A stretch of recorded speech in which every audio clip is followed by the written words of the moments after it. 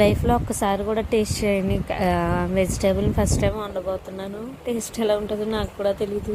నాకు ఇది చూస్తేనే చాలా భయం వేస్తుంది, చాలా చిరాకు కూడా వస్తుంది. బట్ ఏం చేస్తామో తెలిసిన వాళ్ళు ఇచ్చారు, దాన్ని ఏదో ఒకటి చేయాలి కదా, తప్పదు కాబట్టి చేస్తున్నాను. కాకరకాయ వెల్లుల్లి గారం అయితే చేస్తున్నానండి. ఫస్ట్ టైం కాకరకాయలు మంచిగా వాష్ చేసేసుకొని కట్ చేసుకొని అందులో కొంచెం ఉప్పు పసుపు వేసి పక్కన పెట్టేసుకున్నాను. వాటర్ అంతా పిండేసి పక్కన పెట్టేసుకున్నాను అనమాట. ఇంకొక మిక్సీ జార్లో అల్లం వెల్లుల్లిపాయలు, నెక్స్ట్ ఇంకా కారము ఉప్పు జీలకర్ర వేసుకొని మిక్సీ పెట్టి పక్కన పెట్టేసుకున్నాను. ఈ కాకరకాయని ఒకసారి పిండేసి మళ్ళీ ఒకసారి నీటిలో వాష్ చేసి పక్కన పెట్టేసుకున్నానండి. మంచిగా పిండుకోవాలి గట్టిగాను.